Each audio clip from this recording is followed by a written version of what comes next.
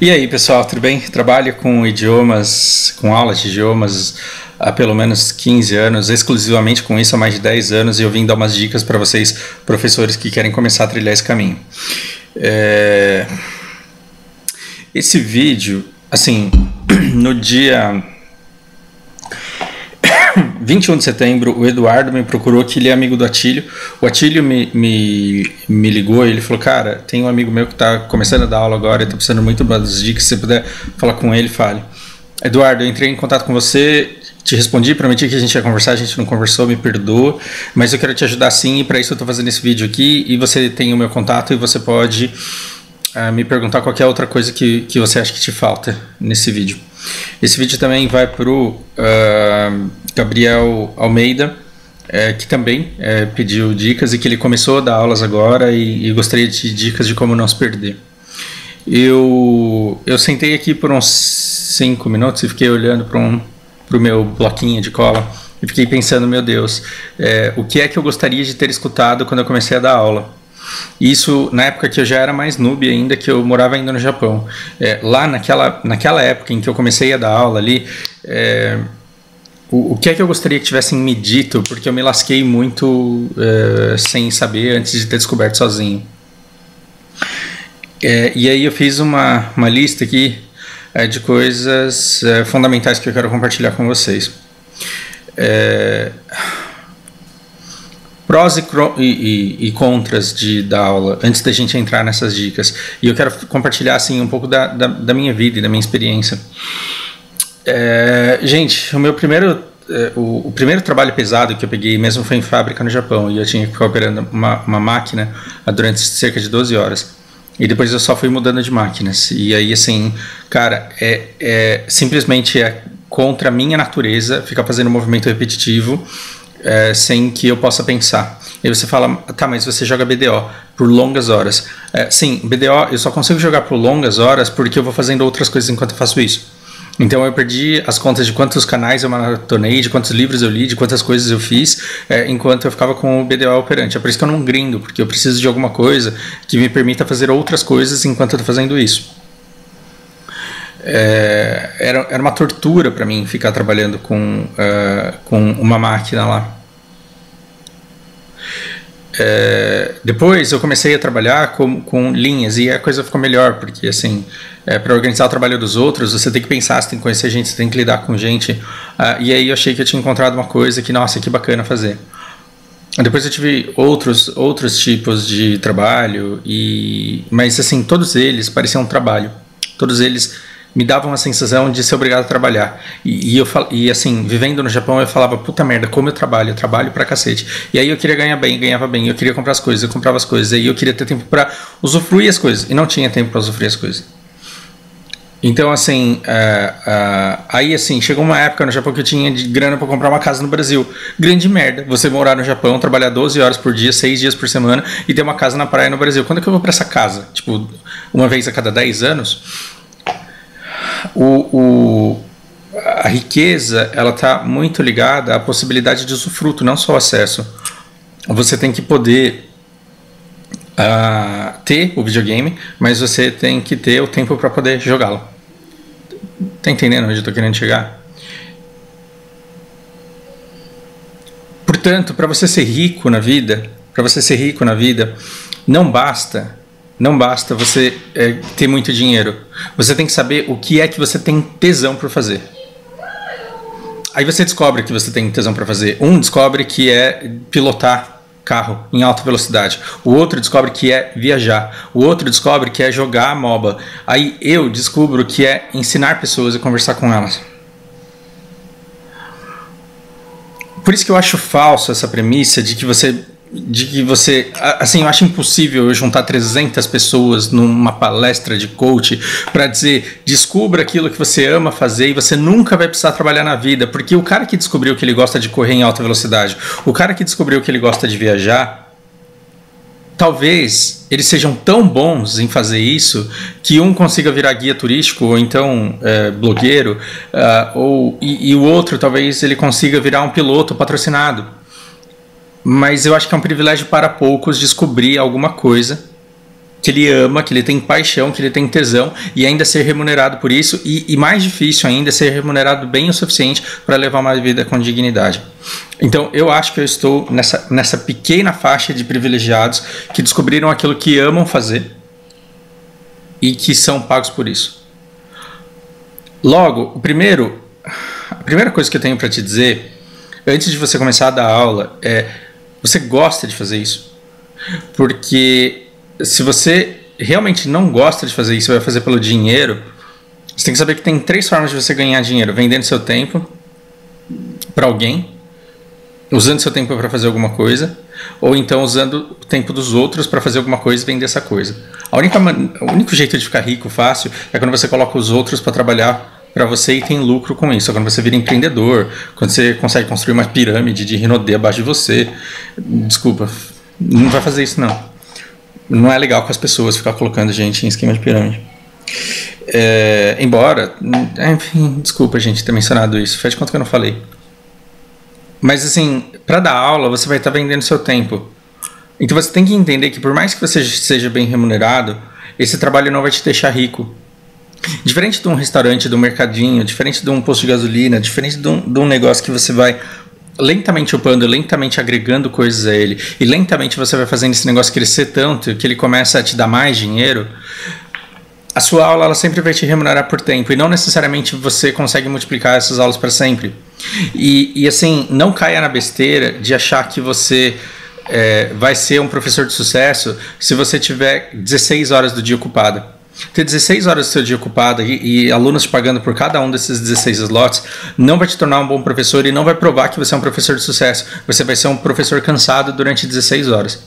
Durante muito tempo eu não conseguia dizer não para aluno. Os alunos eles me procuravam e eu queria trabalhar com eles, eu queria a oportunidade de trabalhar e de atender. E eu me sobrecarregava e eu trabalhava demais, e isso só te faz mal. E ele só te priva, só te poupa de tempo em que você pode investir em outros pilares da sua vida, como por exemplo pilares de família, de entretenimento, por exemplo. Então assim, boa parte do que eu sou hoje é dado pelo irmão, pelo marido, pelo pai que eu sou. Outra parte pelo professor, sim, que eu sou, mas em grande parte pelo jogador e pelo amigo de guild. De guild eu sou relapso, eu sou um boss de amigo de guild. Mas assim, muito é fruto de outros pilares que não só o trabalho. Eu preciso te dizer isso porque a primeira mensagem que eu gostaria de dar é que na época que eu estourei como professor e todo mundo queria fazer aula comigo, eu não consegui colocar limites para isso. E eu achava que porque eu estava ganhando exponencial, quer dizer, porque eu estava ganhando muito mais, o meu patamar de vida havia subido e eu poderia consumir muito mais. E na verdade isso é um engano tolo, porque na verdade eu só estou consumindo mais porque eu estou trabalhando muito mais. E aí o tempo de usufruto desse dinheiro que você gasta, ele cai muito. Então era para eu estar dando aula aqui de didática, de como você lida com o seu aluno, e eu estou te dando uma aula que talvez sirva para a sua vida. Mas é porque eu quero te poupar dos tropeços na vida que eu já dei e que não foram legais e que eu gostaria que tivessem me dito para que eu pudesse ter evitado. Isso é muito importante. Então saiba que você vai precisar do seu tempo de recarga. Então, se você ensinar muito, você vai ter que no mínimo aprender bastante também. Então você deve gostar de aprender, você deve gostar de usar o seu tempo para fazer coisas que te deem combustível. Por quê? Porque à medida que seus alunos eles forem se tornando fluentes, não vai bastar você saber inglês. Gente, inglês aí todo mundo sabe. O problema é o quão interessado em conversar com você o seu aluno vai estar. E eu acho que quando eu paro para pensar no segredo do meu sucesso, quando eu digo de sucesso é assim... quando alunos meus desistem, eu posso ligar para algumas pessoas e dizer, olha, abriu vaga aqui, e aí a pessoa fica feliz e fala, não, eu quero. E aí ela interrompe o curso de inglês onde ela está fazendo para vir estudar comigo. Isso eu considero o auge do glamour do sucesso. Para mim, Fausto, isso é sucesso. Porque o sucesso não é você ficar crescendo para sempre na vida. O sucesso é você olhar daqui de baixo, na montanha, e falar onde é que eu quero estar. Onde é que eu quero estar? Porque o topo é frio, o topo é solitário, as pessoas não estão todas no topo. Você olha para cá e vê onde é que eu quero estar. Eu quero estar aqui, ó, no meio, no comecinho dessa subida, onde eu tenho tempo para família, onde eu tenho tempo para brincar com o bebê, onde eu tenho tempo para jogar, onde eu tenho tempo para fazer um canal e não ficar pedindo like, nem sub, nem apoia-se, nem nada, porque na verdade os meus boletos estão em dia e eu faço o meu canal por paixão. Tem tudo isso. Então o sucesso é, cara, nesse ponto aqui, ó, eu vou poder morar em qualquer lugar do país, eu vou escolher o lugar onde a cesta básica é a mais barata do país e onde as pessoas têm uma boa qualidade de vida, onde a cidade tem tudo e ela não é tão grande ao ponto de ser caótica. Então, sucesso para mim está na liberdade de fazer essas escolhas e viver a vida exatamente do jeito que eu quero. E se eu fosse um cara assim, bilionário, se dinheiro não fosse um problema, eu não acho que pararia de dar aula, porque eu gosto tanto de dar aula e eu aprendo tanto com os meus alunos que não seria uma coisa que eu deixaria de fazer. Por isso que toda vez que eu tenho oportunidade eu agradeço muito os meus alunos, porque eles me proporcionam, me propiciam uma vida que é muito mais do que o melhor dos cenários que eu sonhei para minha vida. De verdade. Até me emociona aqui de pensar. Agora, ok, 10 minutos depois de ter começado a falar, como ser um bom professor? Para ser um bom professor, não basta falar inglês. Então, se você acha que você precisa saber inglês para ensinar inglês, é a mesma coisa de achar que você precisa saber nadar para ser professor de natação. É a mesma coisa de achar que você precisa saber dirigir para dar aula de direção numa autoescola. É a mesma coisa de achar que você precisa saber tocar guitarra para ensinar guitarra para alguém. Gente, uma coisa é tocar um instrumento, outra coisa é conseguir ensinar para o aluno todos os passos que ele precisa trilhar para conseguir chegar lá no final. Então, no começo da minha carreira, quando eu me julgava pelo olhar dos outros, os outros olhavam para mim e enxergavam um cara ensinando verbo to be. E o verbo to be, ele é um negócio tão fácil, ele é tão básico, ele está nos primeiros passos. E, porra, sério que seu trabalho é ficar ensinando verbo to be? E a forma como você ensina o verbo to be é aquilo que diz se você é um bom professor ou não, porque ele é tão óbvio, ele é tão fácil que é difícil colocar na cabeça de alguém que nunca viu aquilo. As coisas mais básicas são as mais difíceis de explicar. Sempre. Me descreve amarelo para um cego. Você fala, não, amarelo é a cor do sol, o cara nunca viu o sol. Desculpa usar isso aqui, tomara que ninguém se sinta ofendido por isso. Mas assim, para um cara que fala inglês, porque ele aprendeu morando fora, de repente voltar para cá depois de ter morado fora, explicar o verbo to be, talvez o verbo to be seja uma coisa tão óbvia para ele, que ele não faz ideia de como que ele explica isso para uma pessoa e coloca na cabeça de um aluno que não sabe a diferença de he e she. Tá vendo que não basta você ser bom em falar inglês? Não adianta você ser um dicionário com todo o vocabulário do mundo. O dicionário você procura no Google, aí na frente do aluno, e acha a tradução da palavra. Eu faço isso o tempo inteiro. Particularmente faço isso o tempo inteiro. Nunca aluno ninguém me disse, você não tem condições de ser professor porque você procurou essa palavra aí no dicionário. Não é um problema. Então não tenha medo de palavras que você não sabe, porque a gente vai aprender palavras no nosso idioma e no idioma dos outros o tempo inteiro. Isso não te desmoraliza e não te tira mérito como professor, mas você tem que descobrir como que você vai ensinar isso para o seu aluno. E quando eu comecei a dar aula, eu achava que todo aluno aprenderia exatamente da maneira que eu trabalhei. Eu achava que todo mundo aprenderia da maneira que eu aprendi. E existem diferentes tipos de cérebro. E assim, eu li um livro muito tempo atrás que tinha pelo menos 8 tipos. E aquilo virou uma bíblia para mim, certo? Só que já faz tanto tempo que eu vi isso, e depois eu comecei a conhecer cada vez mais pessoas, e eu comecei a lidar com elas de uma forma tão natural que eu esqueci as nomenclaturas. Eu tentei lembrar as 8 e não me veio. Eu só sei que eu sou meio que index-based, e diferentes autores eles falam disso de diferentes formas, mas eu trabalho com conceitos, com crenças, com definições. Então eu trabalho com index mesmo. Então se X, então Y. Então nesse caso eu vou usar isso daqui. Esse material serve para isso. Somente porque eu funciono desse jeito, eu cheguei onde eu cheguei no Black Desert.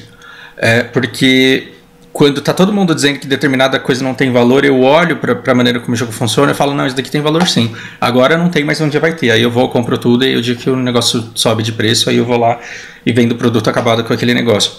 Mas por quê? Porque eu saio tentando entender o que significa cada coisa, como cada coisa funciona.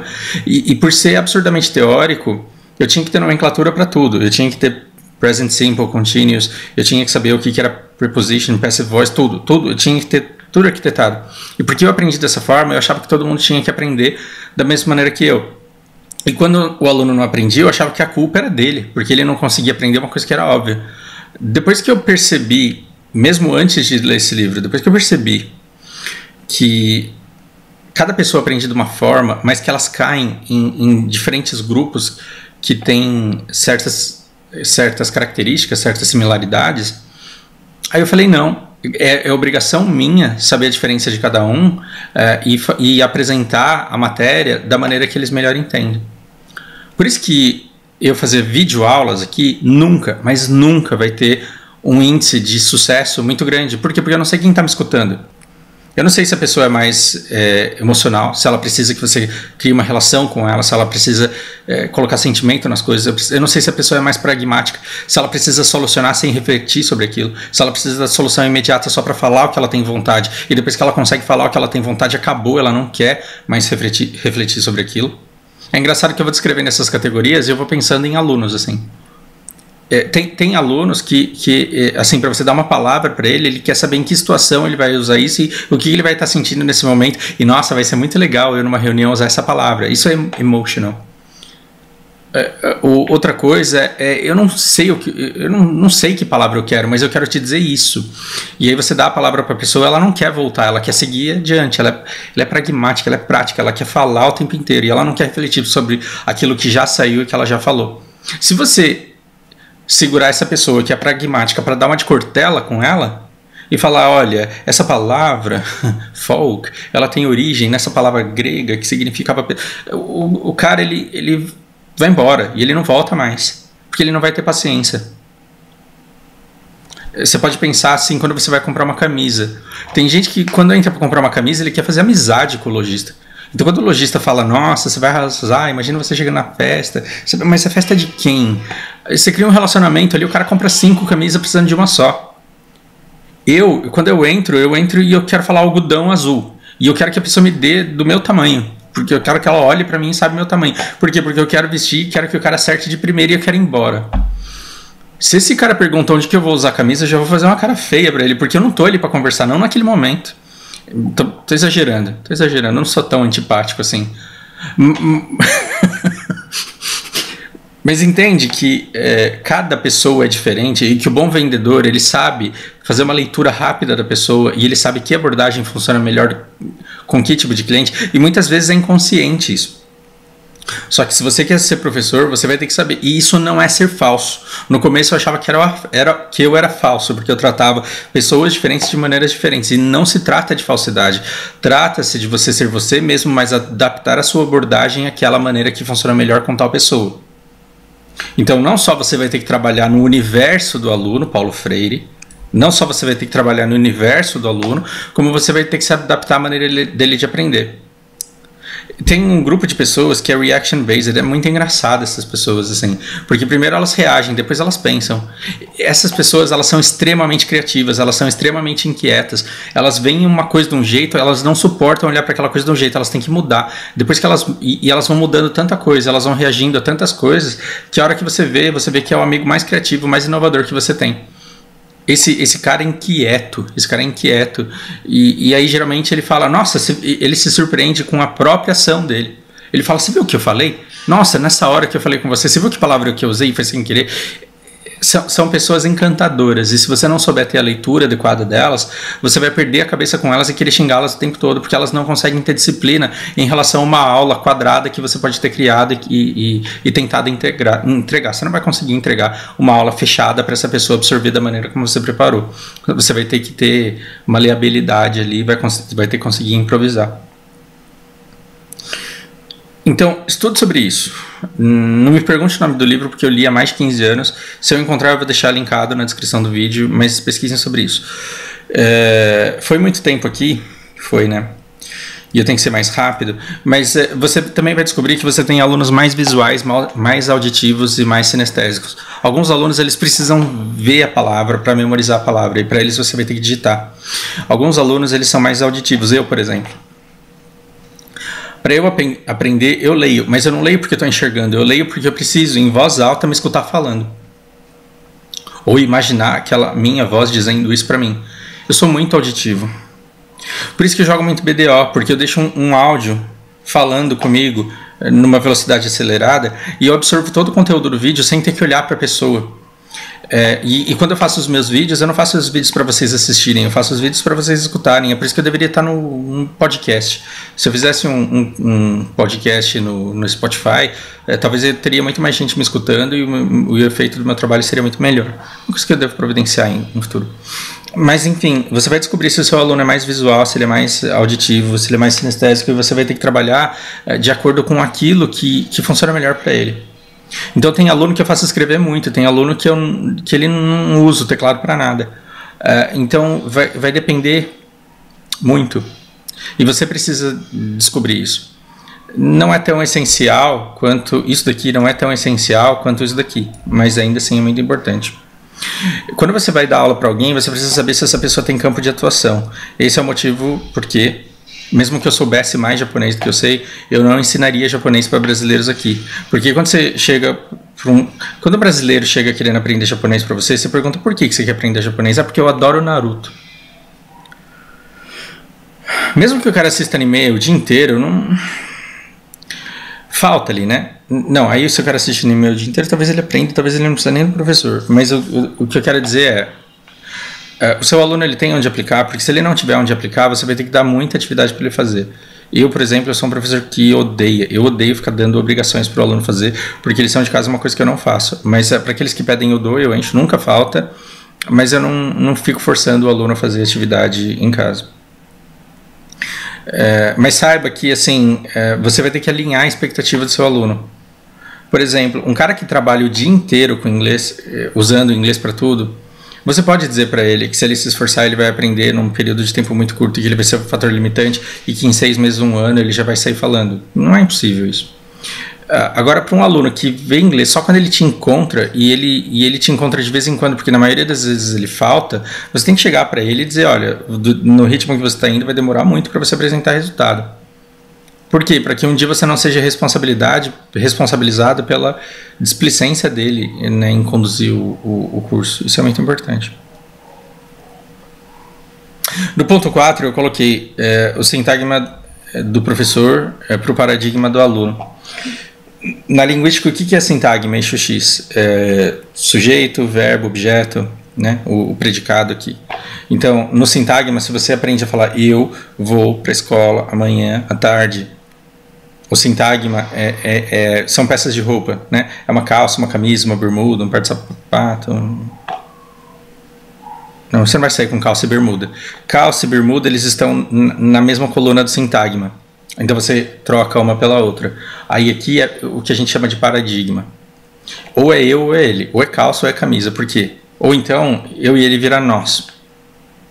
Meu Deus do céu. Estou confundindo vocês. Bom, se você quer ensinar inglês é porque você já deve saber isso.